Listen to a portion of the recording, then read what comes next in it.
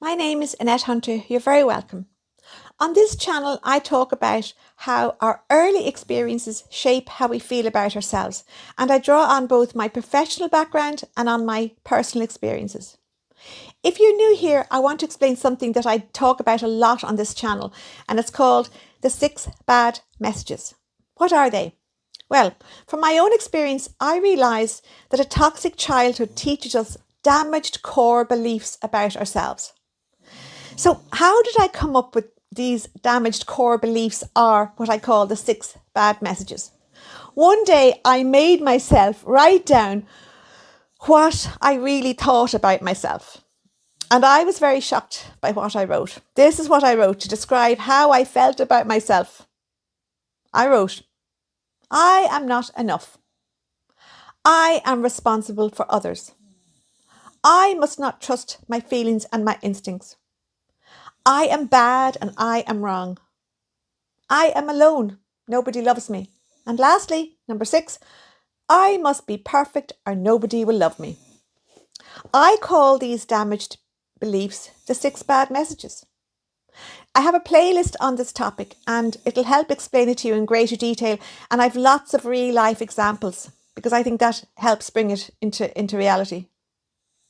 Makes things understandable. In this video, I'm going to take each of the 6 bad messages and show you very practically how they actually played out in my own life. And I'm wondering, might some of this be very familiar to yourselves? It's not about me telling you my story for sympathy. I'm not trying to present myself as a victim because I'm not a victim. I'm really well. I'm healed now. The purpose of this video is educational. I want to show you how these 6 bad messages quietly shaped my behavior, my choices, my relationships, my work, and my self-belief across every area of my life without me even knowing it. And that may be happening you too. It may be happening and you might know it because it's all subconscious. When we live through a toxic childhood, we learn the 6 bad messages subconsciously. And what does that mean and how does this happen? Okay, I'll explain it like this. A child can never blame its carers for treating them badly. Why? Because a child is totally dependent on its carers. So the child turns the blame inward and feels that it must be the problem. A child blames itself for any problems in their environment. So for example, a child who is constantly criticised, well, they're going to learn to believe that they must be bad and they must be wrong. And that's how the 4th bad message develops. A child does not even know it is learning this bad message as it's all done subconsciously. And it's done because the poor child has to survive the difficult environment that they're in and they can't blame their parents or their carers, so they blame themselves. They criticise themselves. So we learn these bad messages subconsciously in a difficult childhood, and here's 2 sad things. 1, these bad messages follow us subconsciously into our adult lives. And again, they knock us, they criticise us the whole time when we're teenagers and when we're adults. We're not even aware that this is happening. We don't even know we're carrying these 6 bad messages about ourselves. So as adults, the 6 bad message, they continue to subconsciously control how we think about ourselves and how we behave. And here's the other really sad thing, the second sad thing. The 6 bad messages, if you constantly feed in yourself these bad messages, can you see how you will have absolutely no self-confidence? None. For example, if your subconscious mind is constantly telling you that you are alone and nobody loves you, or you are not enough, or you must be perfect or nobody will love you, you're never going to feel confident in yourself and you're never going to be able to believe in yourself or even like yourself.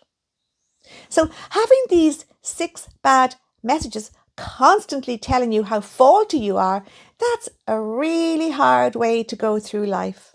And I think there's a lot of people out there doing this. I was one of them. Hypercritical, always criticising yourself, putting yourself down. For many years, I didn't understand why certain patterns kept repeating for me across different areas of my life. It was only later that I understood how the 6 bad messages were operating subconsciously in my life, influencing how I reacted, what I tolerated, and what I believed about myself. So today in this video, I'm going to use my own experiences as examples. I think some of this would be familiar to you. In the same way, I use life situations as examples, say in, Tales of Repetition Compulsion. I have a playlist called Tales of Repetition Compulsion, and it also makes something psychological feel more real and more relatable because I give practical real life examples. I want you to be able to recognize how each bad message doesn't just exist as an idea, but it actually shows up in daily behavior in every area of our lives.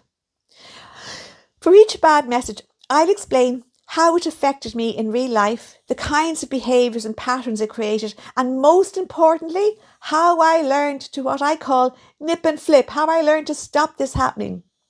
Some of these bad messages influenced my life more strongly than others, but I'll be honest, they all had an impact, all of them. Some are worse than others, and I'll tell you about that as I go along. And the aim is not to look backwards with blame or shame. It's to show that change is possible. We're looking forwards, change is possible. And once you can see the bad messages clearly, you can begin to challenge them and practice something different. And you can practice nip and flip. So this is really a video about healing and hope. Because when you learn to recognize the bad messages you're carrying, you also begin to see that they are not the truth about you. And that's where healing starts. Okay, so we're going to begin with the first bad message. And the first bad message is, you are not enough. This was one of the most powerful bad messages operating in my life. And for many years, I didn't realize how much it was controlling how I thought about myself and how it controlled how I behaved. I'll give you a very practical example. Whenever I went for a job interview, even for a role I was very qualified for and I genuinely wanted and I thought I had a chance of getting, I had already decided before I even walked in the door that I wouldn't get it. Why?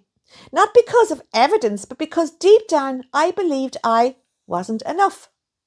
I assumed that the people interviewing me, that they'd see something lacking in me. So I would arrive already defeated. I undersold myself. I avoided highlighting my strengths and I felt really uncomfortable speaking positively about what I could do. I couldn't sell myself. I couldn't present myself confidently. Why? Because I didn't believe in myself. Because I felt I wasn't enough. The interview wasn't the problem. The belief I carried into it was. And even if I did succeed and I got the job, the bad message still didn't go away. It's still there, constantly telling me I wasn't enough. So when I started a new role, I was filled with anxiety. I would look around at my other colleagues and, I'd assume they were more capable, more accomplished, more deserving of being there than I was. Inside, my mind was constantly telling me they'll eventually realize that you're not enough. So instead of feeling proud or settled or relaxed in my job, I was constantly terrified, always afraid, as though I had somehow slipped into a place where I didn't belong and I didn't deserve. This is how the first bad message works in real life. It doesn't just affect confidence, it changes how we behave. It makes you hold back, minimize yourself, and live with constant self-doubt. When I later developed the 6 bad messages as a concept, I began to recognize this belief for what it was. It's a learned message. It is not the truth about me and it's not the truth about you. That's when I started to put nip and flip into action. Instead of automatically accepting I am not enough, I consciously practiced new statements. I flipped I am not enough to I am capable. I have something valuable to offer. I am accomplished. And I nipped the bad message. As it came into my head, I'd nip it. I would literally stop it coming into my head and say, go away, get out of my head. At first, nip and flip felt really unnatural, felt really uncomfortable because I was saying good things about myself. But I kept practicing. And over time, I didn't the bad messages began to fade. I began to stop criticizing myself, and I began to start saying good things about myself, or what I call good messages about myself. Okay, let's look at the second bad message. It is, we are responsible for others. And again, this one had a strong impact on my life as well. Why? Because whenever someone came to me with a problem or they couldn't manage or something, I felt compelled to step up and fix it. I took on other people's problems, even when they weren't ready to solve them themselves. What did that mean? It meant a lot of mental effort and worry on my part. And often the person, they weren't even invested in the outcome. They didn't care either way. And there was me giving myself heart and soul to fixing their problems, and they didn't give a toss. I'd give energy to things that weren't mine to fix. There were times when I offered help that I couldn't afford to give, like lending money. I didn't have it, and it only caused me financial stress. I'd also take on extra tasks at work or in life in general that weren't mine, like offering extra help, taking on extra responsibility. Do you know what? I wore myself out physically, emotionally, and sometimes financially, because I felt responsible for everyone else. When I recognised that this was the second bad message, you are responsible for others, I began to nip and flip. Over time, I learned to stop that bad message coming into my head. I stopped automatically offering myself up to solve things. I flipped it. I'm not responsible. I flipped it to I am not responsible. I set boundaries around my time, my energy, and my resources. And then the pull to fix everyone, it lessened. And as a result, I found more peace and more time for myself to focus on my own issues and solve my own problems. Now we're going to look at the third bad message. And the third bad message is, don't trust your feelings or your instincts. This one was really important in my life too. For many years, I didn't even know what an instinct was. I didn't know what feelings were. I really struggled meeting new people. And this became very clear, say, in relationships and dating. I found it kind of impossible to decide whether someone felt safe or unsafe. Like, if my instincts were quietly trying to warn me, I didn't listen to them, as I didn't know how to listen to them. I didn't know what they were. If someone appeared kind or charming, say on the surface, and if they did one or two bad things, I would dismiss the bad things because my instincts wouldn't click in. I wouldn't let them click in. So I would assume, they're very nice. I'd ignore the bad things they've done. And my instincts would definitely have been trying to tell me, be careful now, Annette, something here isn't safe. Watch yourself. Don't be jumping in too quick here. But I didn't listen. I would talk myself out of it. I'd focus on maybe the nice things they'd have said and maybe done, and I'd convince myself that my doubts were unreasonable. They were a nice person. They were a lovely person. And this happened as so often, and I got it so wrong so many times. And, by the time I got it so wrong, it was too late because I'd obviously been hurt or exploited. I walked into situations, to be honest, that were not safe. And I only realised this afterwards. And had I listened to my instincts at the time, that wouldn't have happened. So I've had difficult experiences because I ignored the very guidance that could have protected me. So when I later recognised that this was the third bad message in operation, I again began to nip and flip. Whenever my instincts would come in, instead of shutting them out, I would allow them in. I wouldn't dismiss them. I started to consciously invite them in. When I enter, say, a new situation now, like today, like a meeting or meeting a new person, this is what I do. I deliberately stop and I ask myself, what do my instincts notice? What do my feelings tell me? And rather than pushing those signals away, I allow them to stand beside me and guide me. And over time, this changed everything. My instincts became allies. I started listening to them. I started inviting them in. They were my friends rather than something that I used to ignore. And they really helped me recognize unhealthy dynamics earlier. And I was able to at last avoid toxic or unsafe situations. And most importantly, I felt safer within myself. Learning to trust my feelings and my instincts made my life safer, more secure, and more confident in myself. I could trust myself. This has been one of the most powerful nip and flips in my healing, to be honest, because it has kept me safe. Let's look at the next bad message. And the fourth one is, you are bad, you are wrong. And again, this one affected my life a lot too. Again, in situations where I needed to express myself, I put forward my ideas. Again, I go back to work meetings. I might have had an idea or an opinion at a work meeting, but I never spoke up. I never said anything because before I spoke, I had already decided, like the job interview, that what I was thinking must be wrong. It must be useless because I am bad and I am wrong. I felt any contribution would be wrong and that might even be foolish or inappropriate. So I stayed quiet. And what was striking was that other people would freely offer their ideas and opinions, and sometimes they were no better than mine. There was me keeping quiet. The fourth bad message convinced me that anything coming from me was somehow flawed, that it was bad and it was wrong. And the same pattern appeared in friendships and social situations. I held back from ever expressing opinions or thoughts because I believed that what I had to say was likely to be wrong or unwelcome. Gradually, I learned to keep my ideas to myself, and this completely stunted my confidence and self-expression. Living under this bad message, it's exhausting. Because when you believe you are fundamentally wrong, you begin each day already diminished. Before you even try something, you've already judged yourself. There's no energy or momentum to move forward because you start from a place of self-condemnation rather than possibility. When I later recognized this tendency for me to ignore my instincts as the fourth bad message, I began to nip and flip.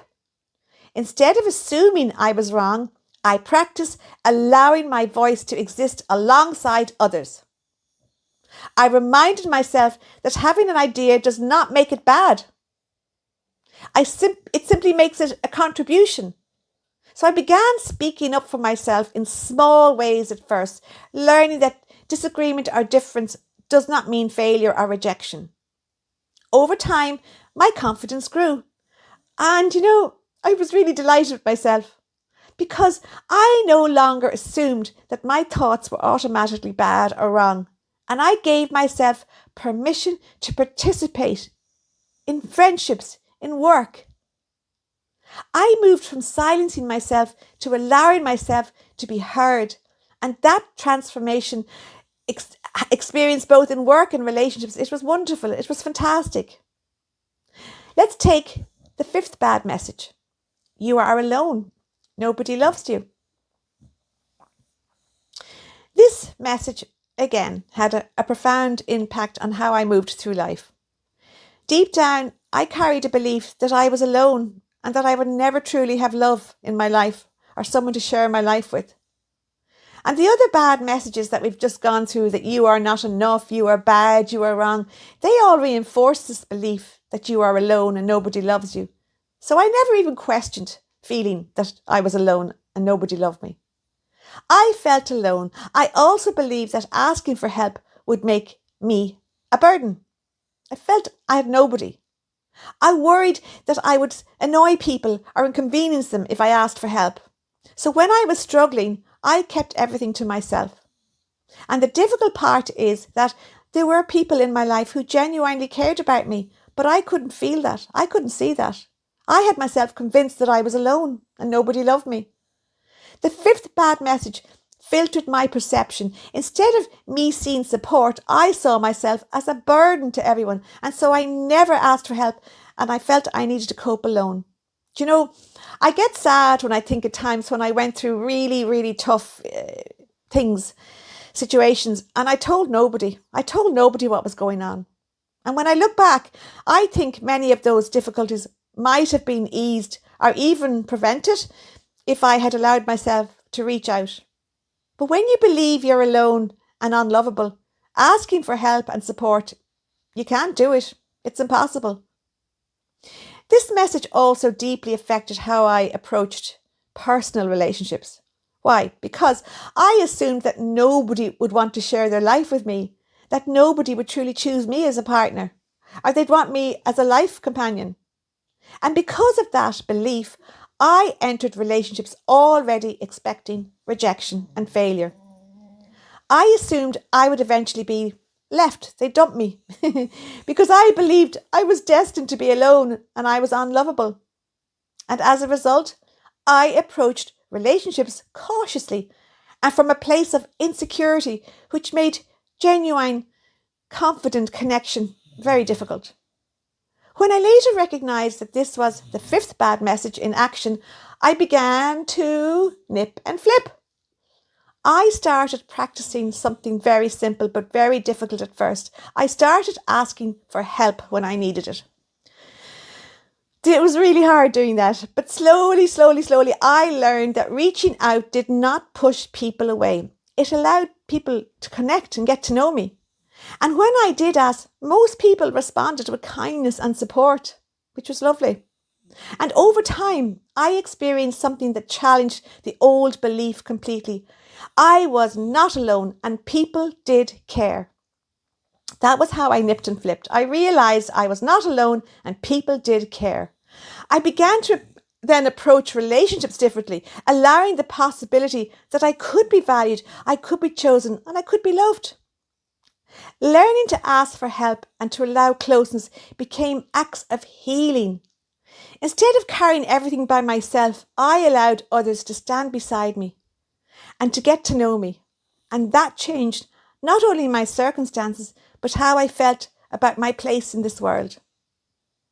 And the last bad message is number 6. And it is, you must be perfect or nobody will love you. This bad message, I think, had probably the biggest impact on my life. Because looking back, I can see how early it began. Like, even when I was a child, I felt I had to be the best. I had to be the best in school. I had to be the best in sport. I always had to be achieving, always winning. I always had to come home with medals to feel I was worth anything. Because somewhere deep down, I believed that if I didn't achieve, if I wasn't perfect, I wouldn't be valued. And this pattern followed me through secondary school and through college. Whatever I did, I approached it with intense pressure to perform perfectly. I loved activities. I loved swimming. I loved ballet. I loved gymnastics. But instead of enjoying them, they became arenas for me to prove my worth. I felt I always had to win. I had to excel. I had to be outstanding. I had to be the champion. Or I felt I would not be loved or even noticed. Over time, as you can imagine, the joy of taking part in anything, it disappeared and it was replaced by constant pressure. Nothing could be done lightly or simply. Nothing could be done for pleasure. Everything became a test of whether I was good enough to be accepted or loved. And if you can believe it, living this way was exhausting.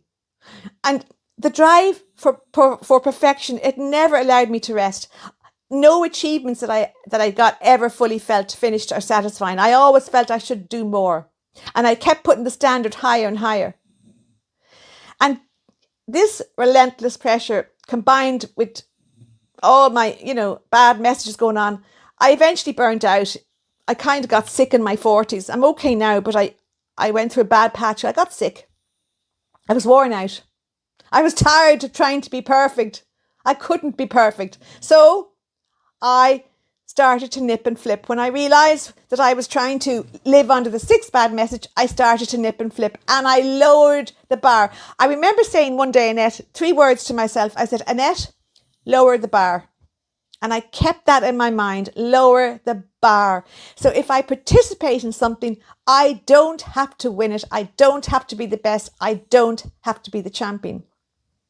I began to see that I was allowed to enjoy things without needing to win, without needing to be the best, without needing external proof of my worth.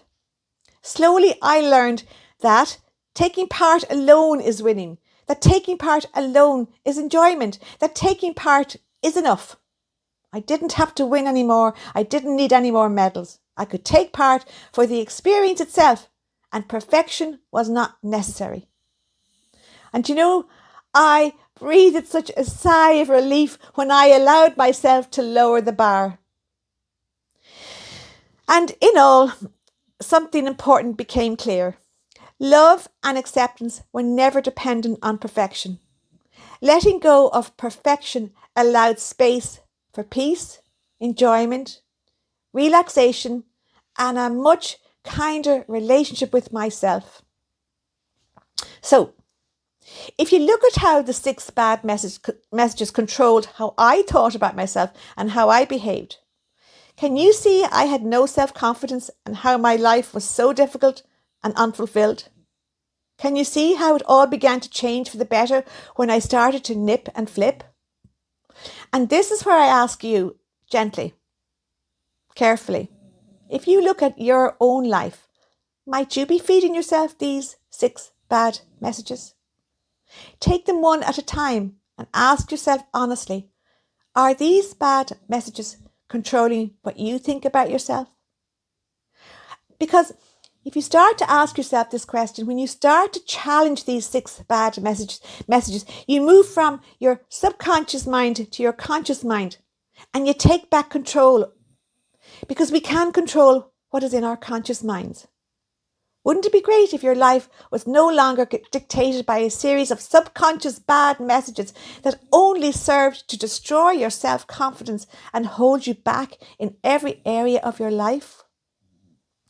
If this feels familiar, then maybe have a look at the video that I'm going to put at the end screen, and I'll put 1 or 2 in the pinned comments. I've done a video on achievements and self-worth. That's one that's important. And that was a long video, and I hope it made sense. I want to thank you for staying this far. It was intense, it was raw, it was emotional, and I was very honest with you. And I think there might be some of you out there that are doing exactly what I did, feeding yourself the 6 bad messages. But listen, nip and flip really does work. I know, because I am an example of its success. Nip and flip is not difficult to do. It's very, very simple. There's nothing complicated. I think some people make healing out to be so complicated, but it's not. You just need someone to give you the right guidance, where you need an awareness first that you're carrying the bad messages, and then you nip and flip them. And all you have to do is commit to practicing to nip and flip, and it works. So look, I'll sign off here, and I'll just say thank you again for staying this far, and have a look at the other videos that, if you're interested, will help explain what I've talked about in more detail. Thank you for listening. I hope it helps. Bye-bye.